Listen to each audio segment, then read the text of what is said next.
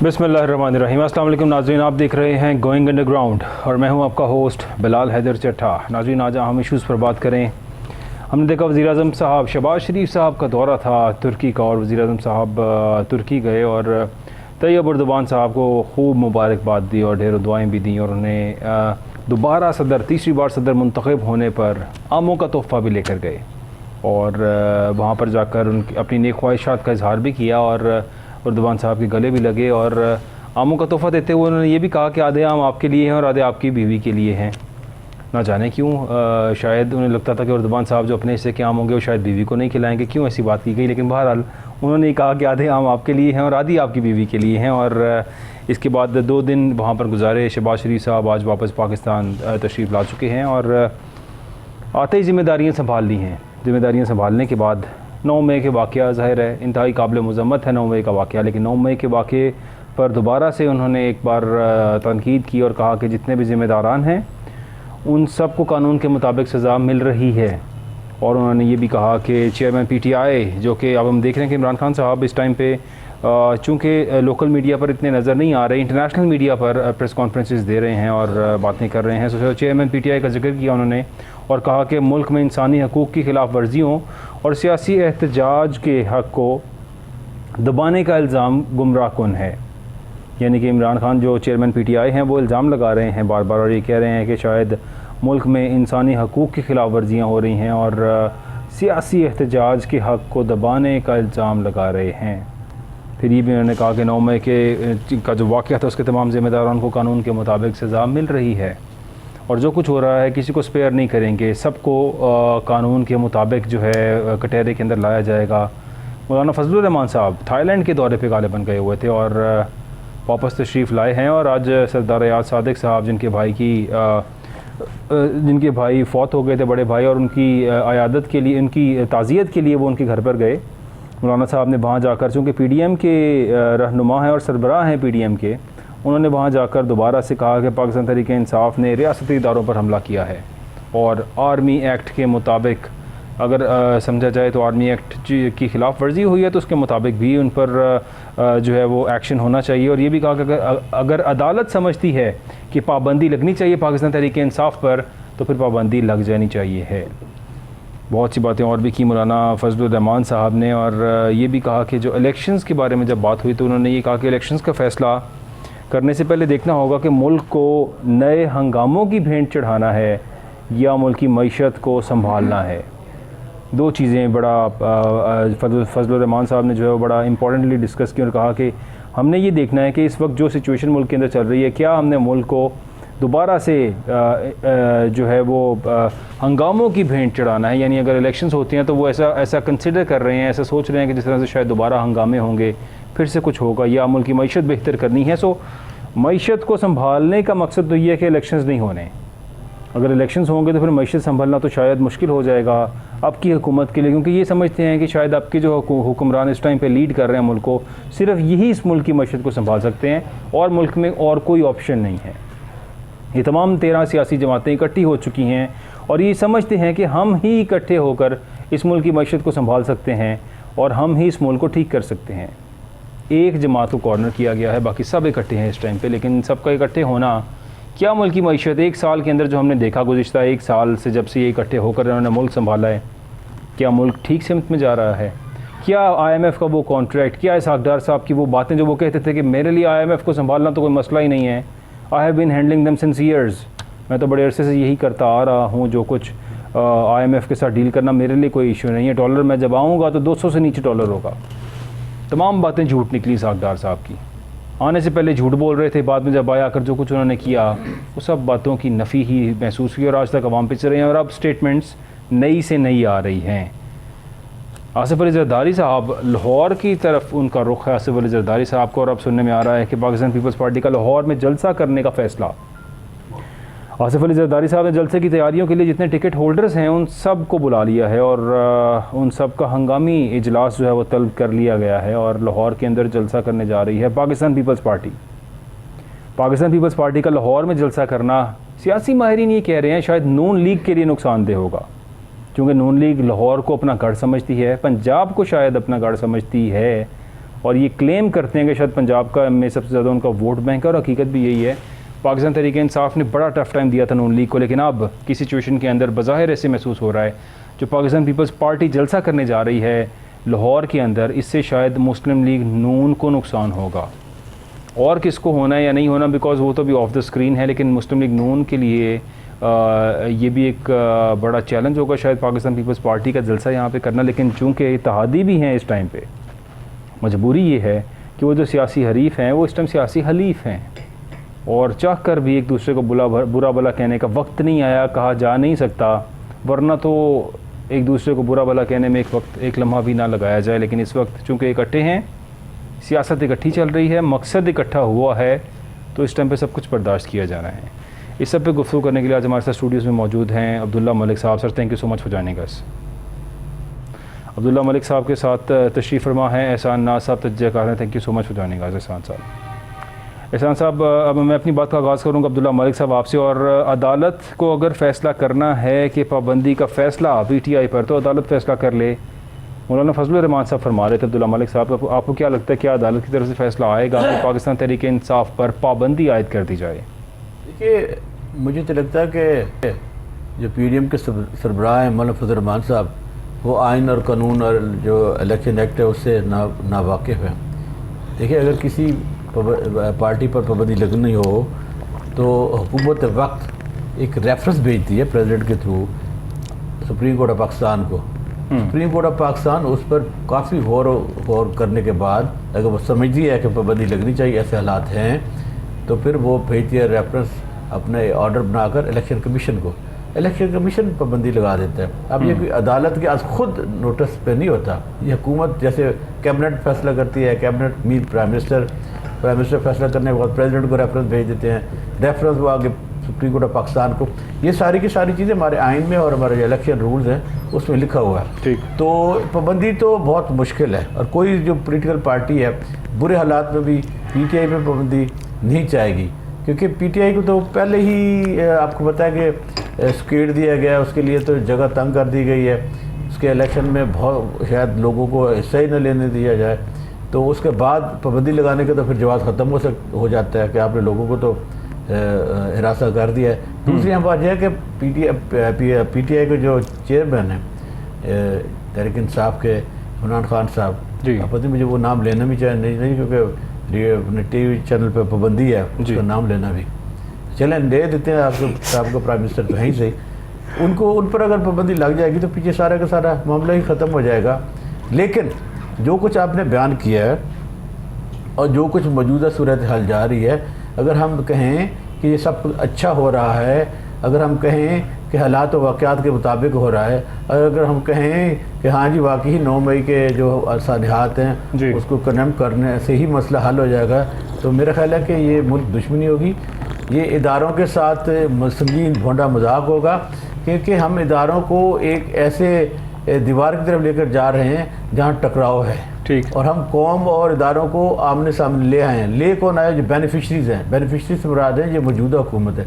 ये जो बर्डन है, अब क्या जो आर्मी जो हमारे इस्टेब्लिशमेंट है वो क्या इस बर्डन को उठा कर कैरी कर लेके जा सकती है इलेक्शन में?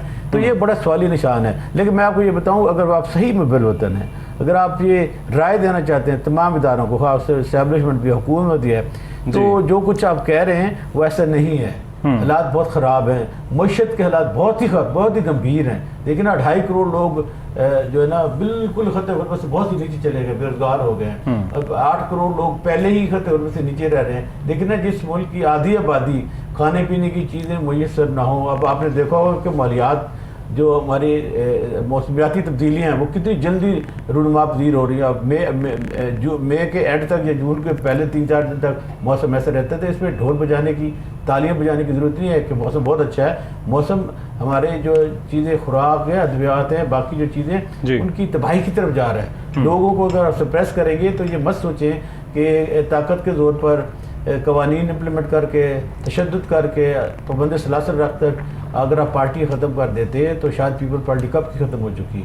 शायद कश्मीर में जो आवाज़ उठती है आज़ादी की लहरें, वो 7 लाख फौजियों के नीचे सरेंडर कर चुकी है। ऐसा नहीं है, लोगों के जज्बात होते हैं। मैं तो ये खुल खिला कर कहता हूँ। देखिए, मैं मुहब्बिल वतन हूँ, मुझे ये कहना भी चाहिए कि देखें एक चीज़ गलत हुई, ठीक है ना, और ये गलती 75 सालों की गलती है, और करप्शन है, बैड गवर्नेंस है, वसाइल की मुनसिफाना तकसीम नहीं है, लॉनेसनेस है, जस्टिस नहीं है, जितने भी खराबियाँ किसी में हो सकती हैं एक जिस्म में, वो सारी की सारी हमारे मुल्क में हैं। और ये 75 सालों में जितनी पार्टियां सारी की सारी जिम्मेदार हैं। ये अपने आप को ये नहीं कह सकती कि वो का था, ये था, बारी बारी आते रहे। इन हालात को यहाँ तक पहुँचाने में सभी का किरदार है, और फिर हमारा भी है। हम आने वाली नस्लों को क्या दे के जा रहे हैं 75 सालों में? एक करप्ट पाकिस्तान, एक मकरूज ज़दा पाकिस्तान, एक ऐसा पाकिस्तान जिसमें खुशहाल, अभी आप देख लें, जो खुशहाल तबके हैं उनके बच्चे रोज़ाना लाने लगी हैं एम्बेसियों के बाहर, जा रहे हैं, अजी मुल्क में कुछ नहीं रखा। मेरे जब कोई मुझे कहता है कि मुल्क में कुछ नहीं रखा, तो मेरी आंखों में वाकई आंसू आते हैं, मेरी आंखें भरा आती हैं कि मेरा मुल्क ऐसा तो नहीं था, मेरा मुल्क ऐसे तो नहीं था कि हमारे बच्चे लाठियाँ उठाकर, पेट्रोल बम उठाकर चढ़ दौड़े इदारों पर। नहीं, ऐसा नहीं था। ये देखिए, ये एक सोच बनाई गई है, और सोच बनाने में हम सभी शामिल हैं। मेरे बच्चे जो पढ़े लिखे बच्चे हैं, डॉक्टर हैं, इंजीनियर हैं, एक खुशहाल माँ, खुशहाल बेटी। देखिए, एक यूरोप में रहने वाली खातून पाकिस्तान में क्या ख्वाब लेके आई है कि उसे तो कुछ ऐसा नहीं है कि वहाँ तो हर चीज़ मुयसर है, एजुकेशन है, अच्छी सोसाइटी में रह रही है, बड़ा अच्छा प्रोटेक्शन का माहौल है, उसके बच्चे को सहूलियात हैं। लेकिन वो आई है कि उसके माँ बाप उसकी मट्टी से जुड़ी हुई है, मट्टी खींच के लाती है कि चले एक शख्स के साथ चल पड़ते हैं, एक पार्टी के साथ चल पड़ते हैं, क्या हालात बेहतर हो जाएँ। एक ख्वाब था, लेकिन वो ख्वाब एक ढोना ख्वाब बन गया। तो मेरा कहने का मकसद ये है कि जब नेल्सन मंडेला इतने साल कैद काटने के बाद उनको बिलाखिर हुकूमत वक्त से मुज़ाकरात करने पड़े। हालांकि उन्हें पता था कि जब बाहर आएंगे तो आज़ादी ही आज़ादी है, और उनकी जो कामयाबियाँ उनको फजा चूमने के लिए तैयार है पूरी कौम। लेकिन जब उनके दोस्तों को ये मालूम हुआ कि हुकूमत वक्त से नेल्सन मंडेला मुज़ाकरात करना चाहते हैं, तो वो सटपटा उठे और उन्होंने कहा, आपको क्या हो गया? उन्होंने कहा कि देखिए, पाबंदियाँ तो मैंने काटी हैं, लेकिन अगर हम मिलकर नहीं चलेंगे, लोगों को माफ़ नहीं करेंगे, तो साउथ अफ्रीका तरक्की नहीं करेगा।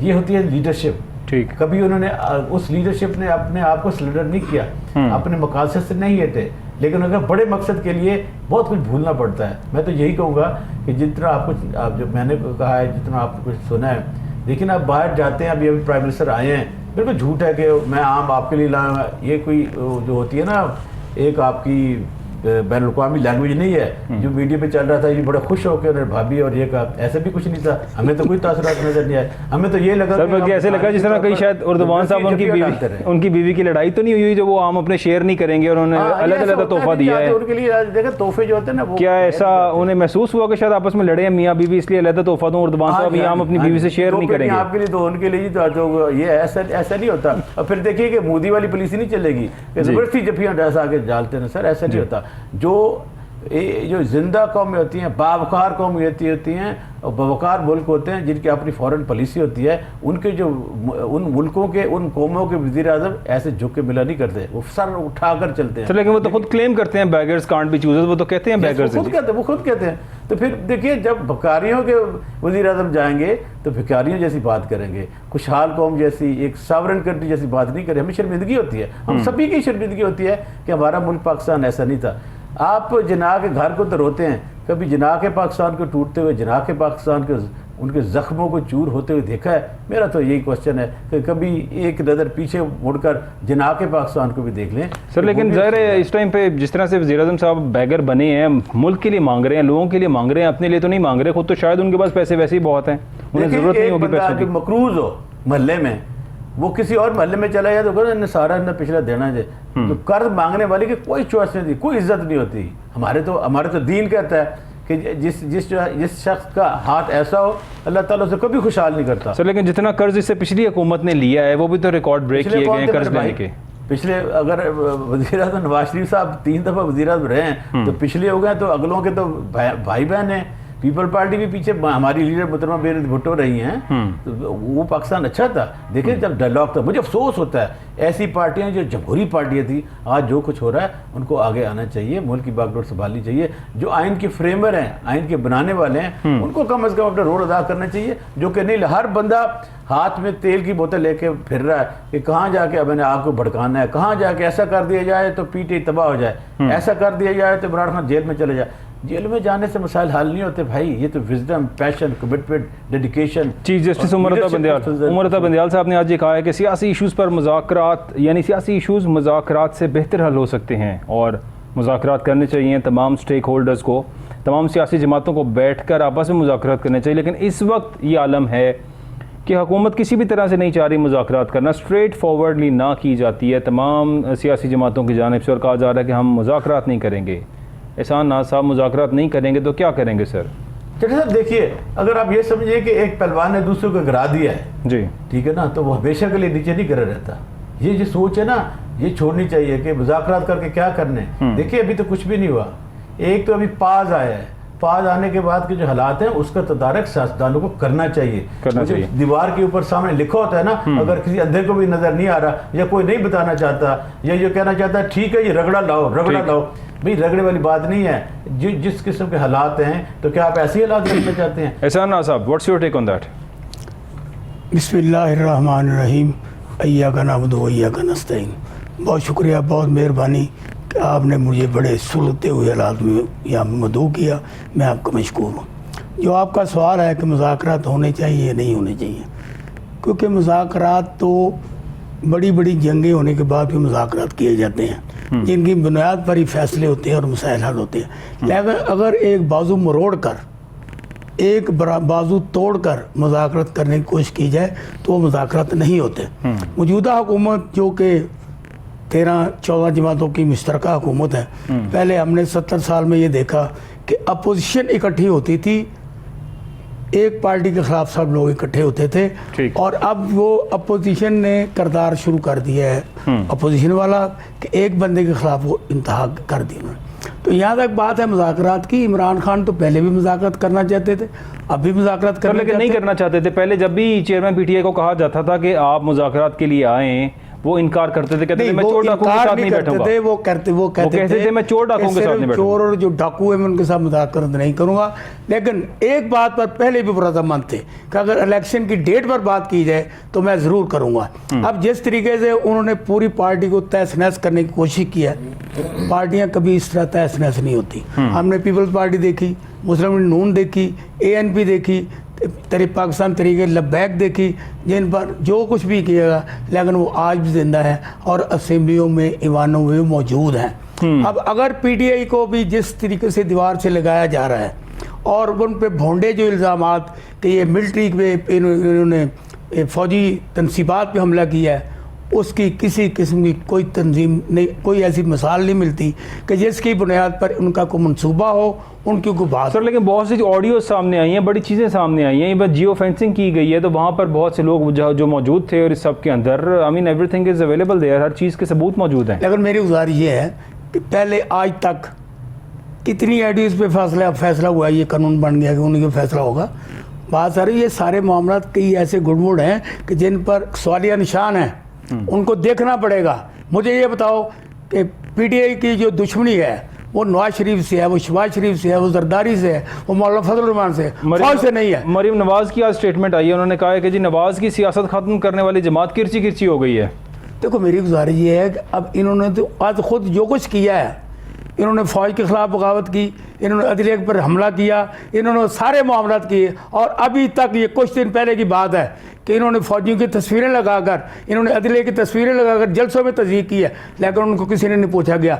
अब जबकि इमरान खान किसी तरीके से भी फ़ौज के साथ किसी भी, जब अगर मुज़ामत के लिए वो तैयार नहीं है, जब वो खुद भी अब भी कहते हैं कि फ़ौज मेरी है, मैं फ़ौज का हूँ, तो उस पर कौन सी कदगन है। लेकिन क्योंकि ये एक बयानिया बनाया गया है, ये फ़ौज को लड़ाने का और इमरान खान को लड़ाने का एक बहाना है, जो कि इसमें ये भोंडे तरीके से नाकाम हो चुके हैं। क्योंकि अगर PTI के लोग हमला करते तो वो नवाज शरीफ का घर जलाते, वो गवर्नर हाउस जलाते, वो मौलाना फजल रहमान का घर जलाते, वो जरदारी बिलावल हाउस को जलाते, लेकिन ऐसा नहीं हुआ क्योंकि ये जानबूझकर एक मंसूबा था जिस पर अमल किया गया। क्योंकि हम यहाँ पर कोई इमरान खान की नुमाइंदगी करने के लिए नहीं बैठे, लेकिन जो हक की बात है वो करनी पड़ती है और हम करते रहेंगे। अब जिस तरीके से इन्होंने इस्तेसाल किया, बात तो करनी चाहिए, इस तरह पकड़ा है, लेकिन और जिसने जुल्म किया है ये भी एक इंतहा है। एहसान साहब, बात यह है कि देखें जो कुछ हुआ 9 मई के जो वाक़यात थे इंतहाई काबिल मज़म्मत है हम सब के लिए। हम मज़म्मत करते हैं, कोई भी पाकिस्तानी ऐसा नहीं होगा जो उन वाक़यात की मजम्मत ना करे, और इसमें जो भी किरदार इन्वॉल्व थे, जो चीज़ें कुछ साबित हो चुकी हैं, सामने ऑडियोज़ आ चुकी हैं, बहुत कुछ चीज़ें सामने आई हैं, उन सब पे एक्शन भी हो रहा है, उन सब के खिलाफ कार्रवाइयाँ भी हो रही हैं। इसमें बिल्कुल आप जो कह रहे हैं ना, जो लोग इसमें मुलव्वस हैं उनको टांग दिया जाए, सर, टांग उनको तो रही चौकों में सजा दी जाए, कोई बात नहीं। लेकिन जो लोग मुलव्वस नहीं है, जो लोग किरदार नहीं है, उनकी किरदार कशी ना की। ऐसा नहीं होना चाहिए, और ऐसा शायद हो भी नहीं रहा होगा कि जो लोग मुलव्वस नहीं हैं उनकी किरदार कशी की जा रही है। अगर की जा रही है तो वो भी इंतहाई काबिल मजम्मत है। लेकिन मुझे बताएं, इमरान खान शामिल है उसमें? सर शामिल वीडियो की बात करते हैं उसमें। सर लेकिन इमरान खान साहब अपने घर बैठे हुए हैं, जो चेयरमैन पाकिस्तान तहरीक इंसाफ है, अपने घर पे मौजूद हैं, किसी कैद का सामना नहीं कर रहे हैं, कोई उनके लिए कोई ऐसी कोई ख़ास ट्रबल्स नहीं है, तो इस पर क्या कहा जा सकता है। लेकिन फ़िलहाल बात यह है कि ज़ाहिर है जो इस मुल्क के अंदर हो रहा है, जिस तरह से आज chief justice of Pakistan Umar Ata Bandial साहब ने कहा है कि मुज़ाकरात होने चाहिए, सियासी इशू उसी तरह हल होते हैं और पार्टीज़ को चाहिए। तो मुज़ाकरात की बात करते हैं कि मुज़ाकरात होने चाहिए, और आज जिस तरीके से अपने साद रफ़ीक साहब ने ये कहा है कि हमारी बाकी तमाम चीज़ें तय हो गई हैं, सिर्फ डेट पे इतना भाई डेट की तो बात है, बाकी तो इलेक्शन हर 5 साल बाद होते हैं।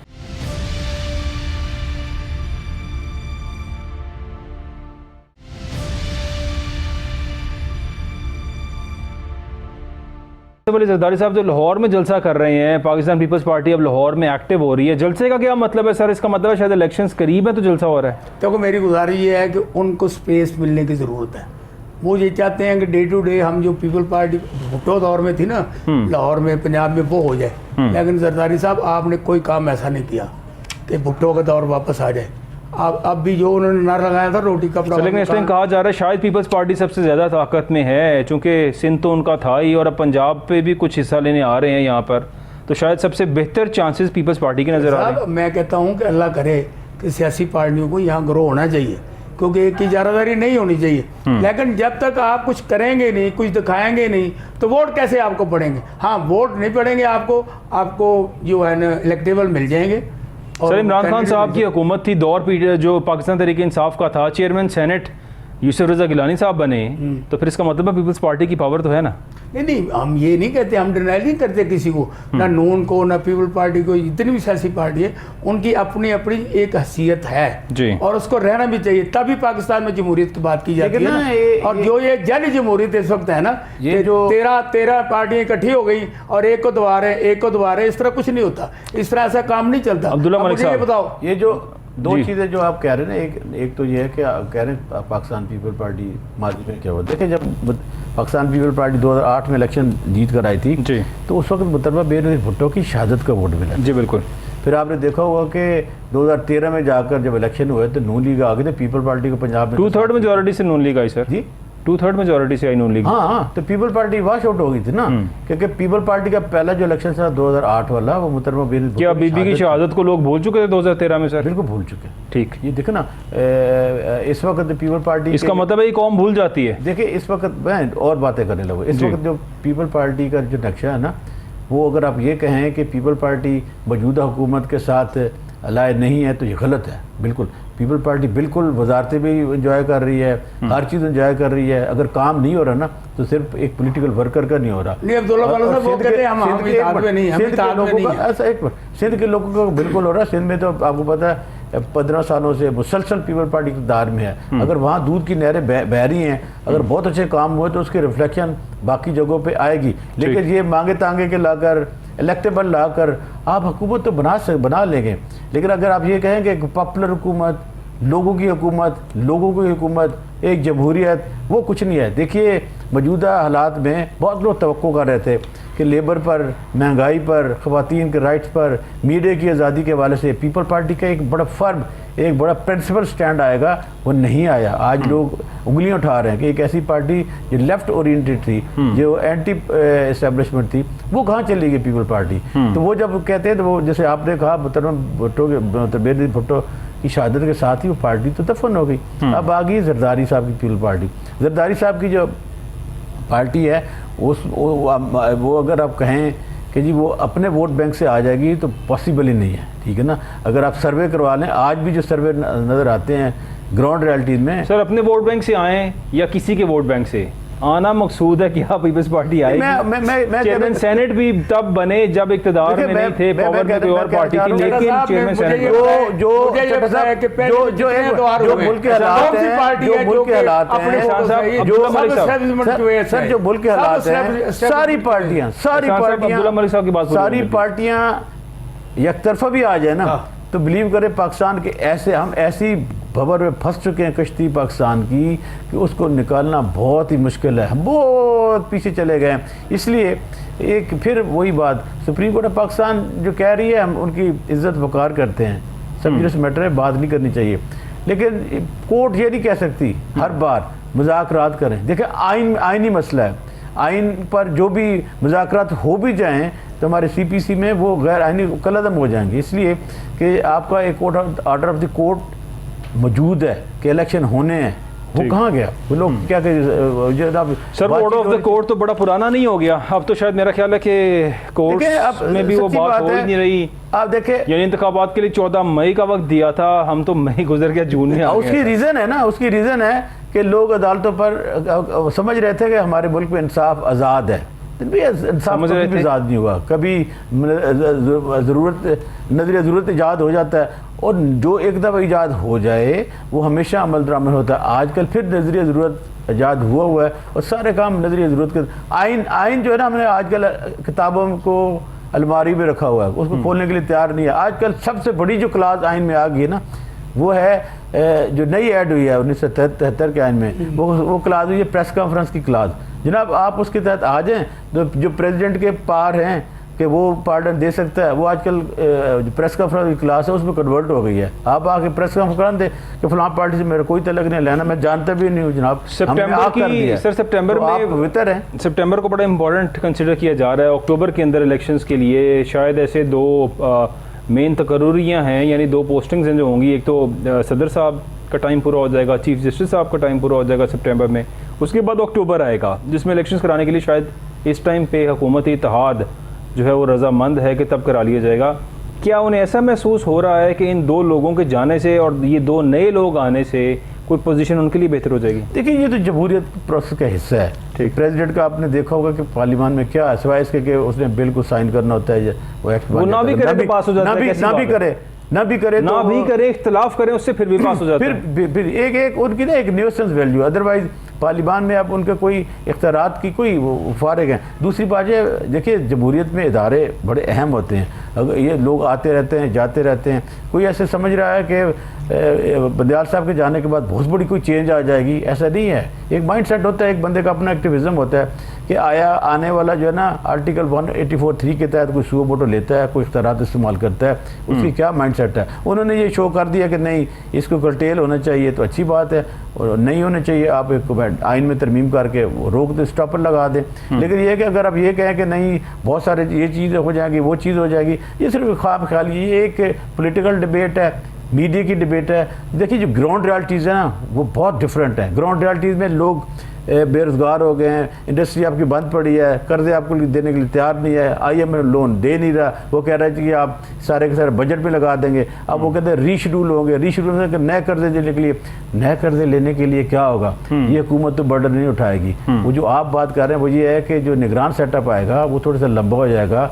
निगरान सेटअप अब जवाबदेह नहीं होगा, उसने कोई इलेक्शन में नहीं जाना, वो ऐसे मुश्किल फैसले करेगा।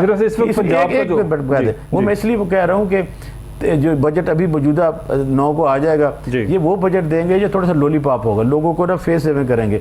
वो 30 जून के बाद ना सही मानों में मिनी बजट आएगा कि वो जैसे माजी में आया, वो जो बजट है बड़ा सख्त होगा। फिर वो ये नहीं कहेगा देखो जी असी तो बड़ा कुछ दे के कैसी हैं, असी तो जो 30 जून हुकूमत छड़ी है बहुत कुछ थी, जी हम नवी हुकूमत आई ना जनाब सारे ले आ रही जैसे सर वो हुकूमत क्या पिछली पे मलबा नहीं डालेगी, वो पिछले वही थे ना। अब लोगों की आंखों में दिमाग में धूल डालते हैं कि ये अंधे हैं जाहिल हैं, ये भूल, ऐसा नहीं है सर। ये कौम बड़ी वाइब्रेंट है, ये बड़ी जय्यद कौम है, इसको लीडरशिप दे दें। दुनिया में भी तो पाकिस्तानी बैठे हैं ना, मेडिसिन में, इंजीनियरिंग में, किसी भी शोबे में पाकिस्तान के लोगों का बड़ा नाम है, बड़ा नाम कमाया हुआ है। अगर नहीं है वक़्त तो हमारे मुल्क में नहीं है। इसलिए नहीं कि जहाँ पर जो नैले दले बैठे हुए हैं ना, वो जो एबिलिटी होती है, जो सलाहियत वाले लोग होते हैं वो उनको आने ही नहीं देते हैं। खामोशी से ये साहब लोग जाते हैं जो मीडिया मालकान होते हैं, इनको जो कहा जाता है वो कर देते हैं। काहे की जमहूरियत सर, काहे का कॉम्प्रोमाइज़ करें, चलें जो मर्जी करें, लूटे भी लोग 16-16 रुपए अपने बैंकों में डाल के, तो कल कहते हैं मेरे तो था ही नहीं, वो तो बंदा मर गया जिसने डाले थे, ये तो पता नहीं कौन डाल गया। मैं 16 रुपए भी इंजॉय करता हूँ, मैं साफ़ सुथरे करके कपड़े कहता हूँ, मेरे पर एक धेले का नहीं है भाई, एक धेले का वाकई नहीं है, पूरा जब मुल्क लूट लिया।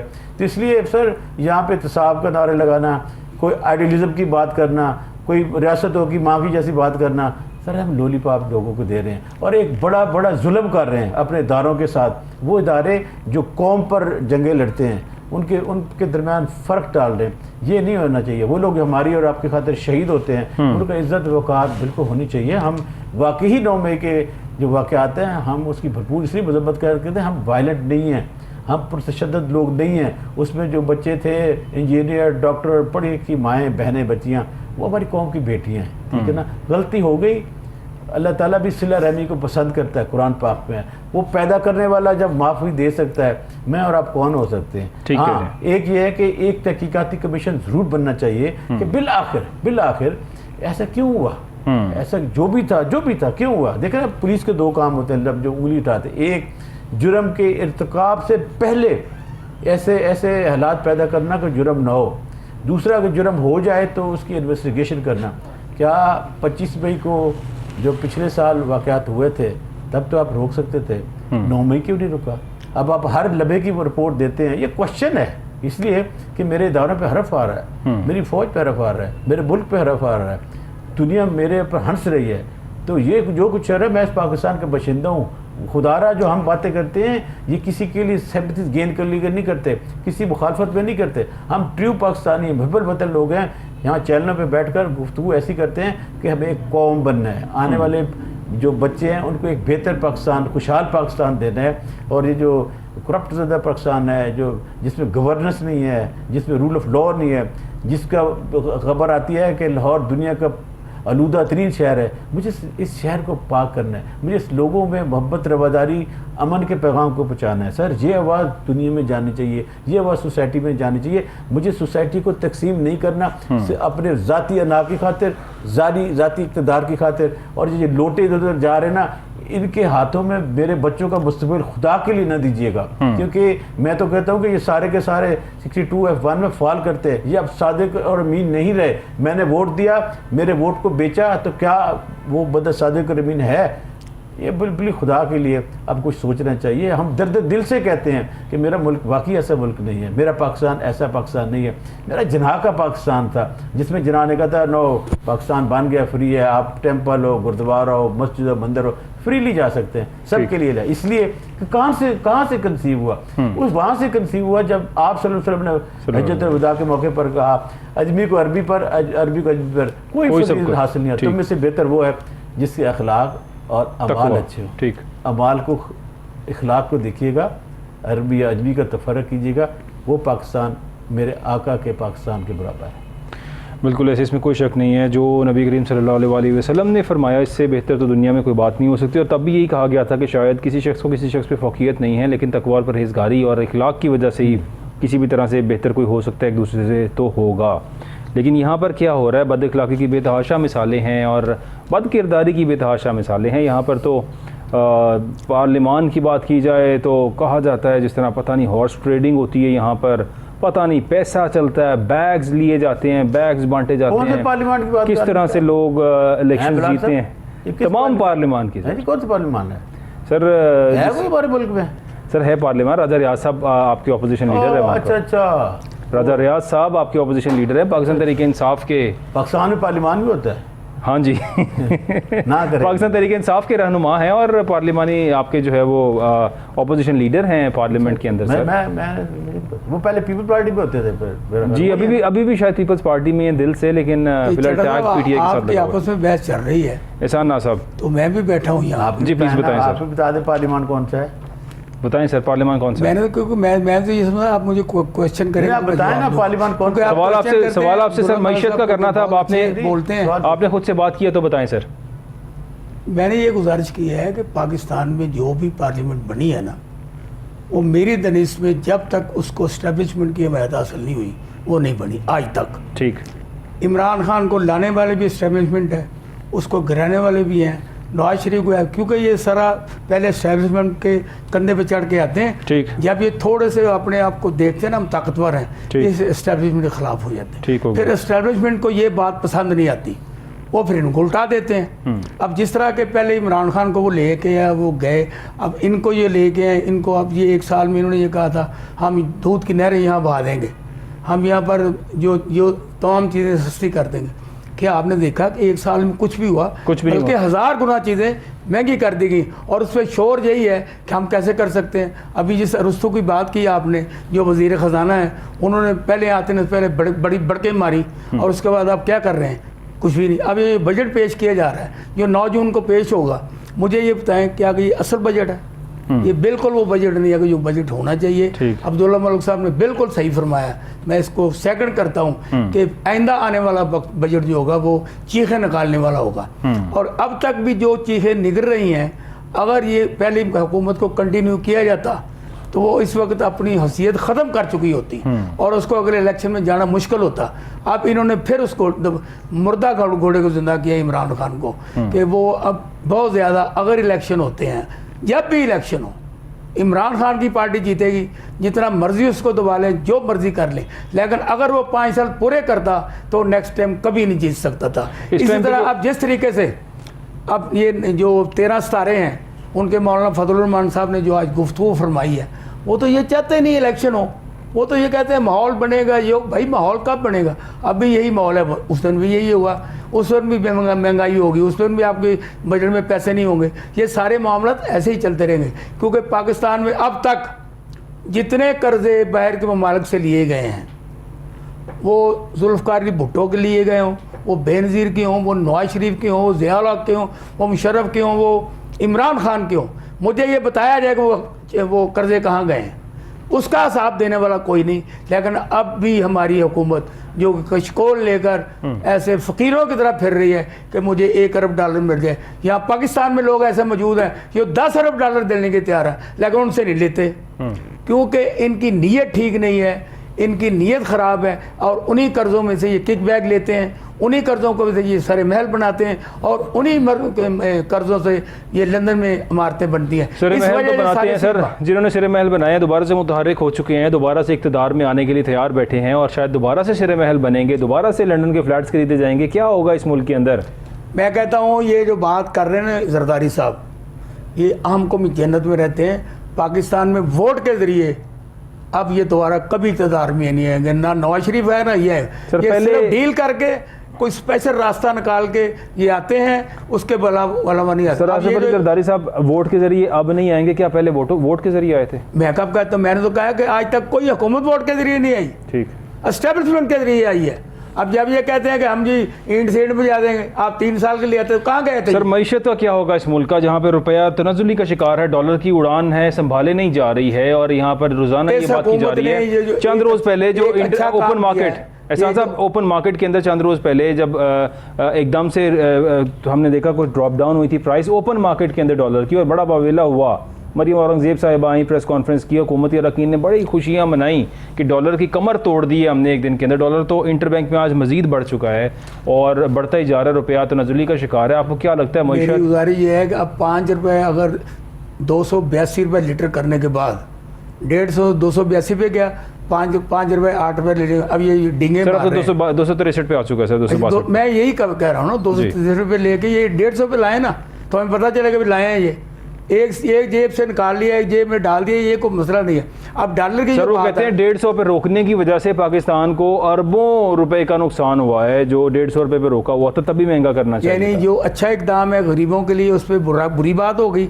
बाकी जितने काम थे उसके अच्छे या बुरे थे वो सब दबा दिए गए, लेकिन इसको ऊपर ले लिए गए। अब IMF की सारी जिम्मेदारी डालते हैं इमरान खान। आप IMF को छोड़ दें, ना करें।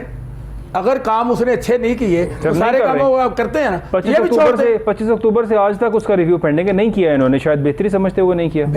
तो शोर तो अब कह रहे हैं नए प्रोग्राम जा रहे हैं, हम रोजाना जा रहे हैं। मैं कल की भी बात है, कल भी वज़ीर ने बात की, हमने सारी शरायत पूरी कर दी, लेकिन जब नहीं मिले तो हम मुंह मोड़ा और कहा अब 3 मुल्कों से हम जो है वो जो है ना तैयार वो डॉलर से पे करेंगे। ये अच्छी बात है, मैं इसे अप्रिशिएट करता हूँ। हमें डॉलर से मुंह मोड़ लेना चाहिए, कोई भी हुकूमत हो वो डॉलर से रब्ता ना करे, इसी तरह बाल्टी सिस्टम करे। ये पहले भी तो चलता था, अब भी चलेगा, ऐसी कोई बात नहीं।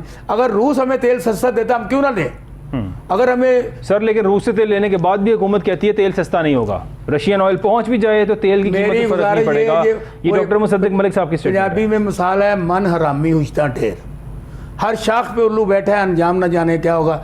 जब तक हम सब इंक्लूडिंग माई सेल्फ अपने आप को दुरुस्त नहीं करेंगे, ये मुल्क बेहतर नहीं हो सकता। क्योंकि यहाँ पे मामला सिर्फ ये है, ज़ाती काम किए जाएं वो लोग खुश हैं, जो कि इनकलाबी और अहम काम होते हैं उस पर लोग भी खुश नहीं होते। हमारे पाकिस्तान के जो शहरी हैं ना, अगर इलेक्शन में एक बंदा करोला कार पे चला जाए ना, उसको मिलने के लिए तैयार नहीं है। जब वो लैंड क्रूजर 10 गाड़ियों के साथ आता है ना, तो सारा मोहल्ला खड़ा हो जाता है। पाकिस्तान को इन तमाम चीज़ों से निकलना पड़ेगा।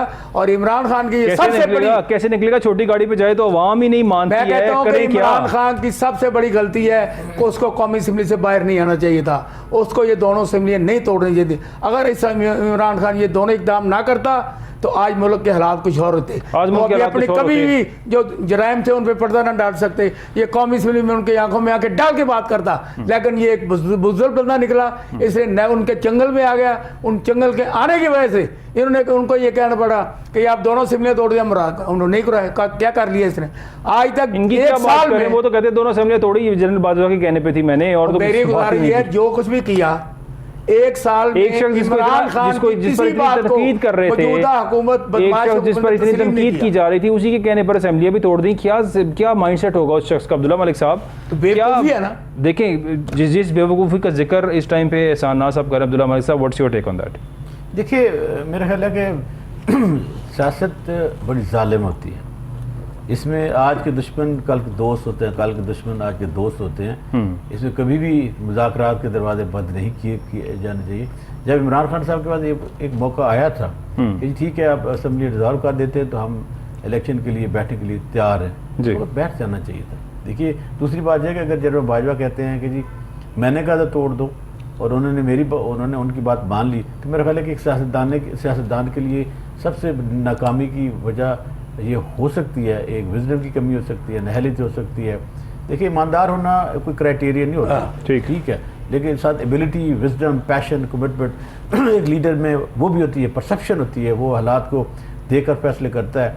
देखिए, सूबा पंजाब पीपल पार्टी ने टिल लगा लिया, आज तक पीपल पार्टी को सूबा पंजाब नहीं मिला, इसलिए कि जिसके पास पंजाब होता है वही अगली दफ़ा पे रूल करता है। इमरान खान साहब के पास एक बड़ा सूबा था और वो 148 सीटें तो नेशनल असम्बली की हैं, फिर प्रोविंशियल असम्बली उनकी अपनी हुकूमत थी और चौधरी परवेज़ इलाही साहब वज़ीर आला बन गए थे। और चौधरी परवेज़ इलाही साहब पंजाब की सियासत को, जो एग्रीकल्चर बैकग्राउंड रखने वाले शख्स थे, जानते थे। उन्होंने वो मुस्तहकम हुकूमत बना लेनी थी और इनको फ़ायदा था। और फिर एक पार्टी बड़ी पॉपुलर पार्टी थी, बल्ले बल्ले हो रही थी, और वो थोड़ा सा अगर जार कर लेती तो उसको कोई नुकसान नहीं होना था। हाँ, वो एक पैरामीटर तय कर लेते कि अपने पंजाब की डेवलपमेंट करनी है, फंड पड़े हुए हैं, पैसा है, 1.5 साल पड़ा हुआ है, तो हमें ये चीज़ें करनी चाहिए थी। लेकिन उन्होंने दोनों अपनी असम्बलियाँ, दोनों सूबे उन्होंने तोड़कर अपने हाथ काट लिए जी, हाथ में पकड़ा दिए। तो फिर कहा गया कि ये अगर आप ना करें, नहीं, ये करना है, क्योंकि जिद थी। देखिए, आइन में तो बहुत कुछ लिखा होता है, ठीक, क्या आइन पर मनोन अमल दरामद होता है? जबकि आपको पता हो ये हालात है, आपके साथ तमाम वाक़यात हो चुके हैं, जिस तरह से आपकी असेंबली, आपकी गवर्नमेंट टॉपल हुई थी, उसके बाद भी ये इकदाम करने की क्या ज़रूरी थी? जैसे 25 मई के वाक़यात हुए थे, तो फिर इंसान को वो कदम नहीं उठाना चाहिए जिसके आपको तदारक न हो के फ्यूचर में जा क्या होना। देखिए, 90 दिन तो ज़रूर लिखा हुआ, तो फिर 90 दिन कहाँ गए?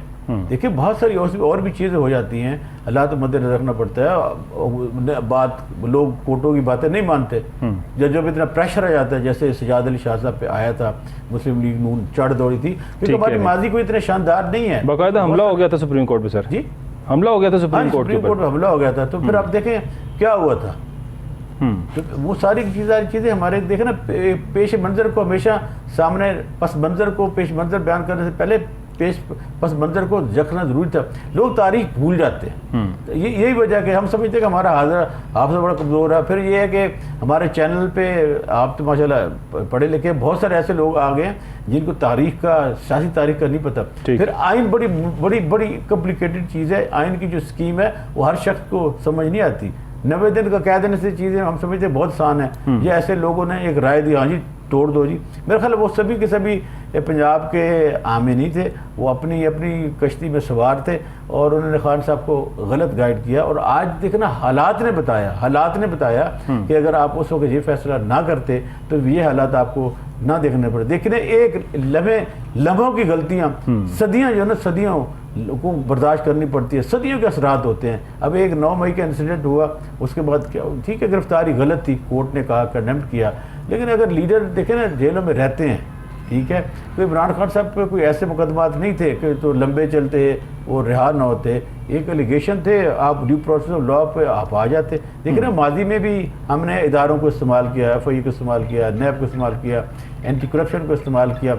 ये तो आप आके मुल्क में सबसे पहले इस्लाहात करते जी, ठीक है ना, आप इस्लाहात करते, आप फिर उसके बाद आप अकाउंटेबिलिटी के जो प्रोसेस उसको, और फिर दोनों जो पार्टियां बड़ी थी, पीपल पार्टी और नून लीग, को मुज़ाकरात के जरिए और टेबल पे लाते कि जी आए, आप भी इस शिकंजे से गुजर चुके हैं, हम हुकूमत में आए हैं, तो आए मिलकर एक ऐसा एहतसाब का अमल लाते हैं जो बिल्कुल न्यूट्रल हो, सब पे यकसा हो। लेकिन ऐसे नहीं हुआ। तब नज़र आ रहा था वो शहजाद अकबर साहब जैसे आके रंग दिखा, सब भाग दा, वो आज ये हो गया, वो पकड़ा गया। बस ये भी तो पाकिस्तान तहरीक इंसाफ के दौर के अंदर ज़ाहिर है एहसान साहब, आपने भी देखा शहजाद अकबर साहब जो कुछ करते रहे, जो कुछ होता रहा सर, लास्ट मिनट है ये टेक ऑन दैट। जी, कोई शक नहीं है। ये है कि मैं ये बताता हूँ कि जिस तरीके से अब्दुल्ला मलिक साहब ने बात की ना, जी, कि कोई भी पार्टी पहले जब मुतारब होते तो कोई ना कोई उनका आके बन जा, रेफरी बन के बैठ जाता था जी। ये किरदार अदा करते थे एस्टैब्लिशमेंट।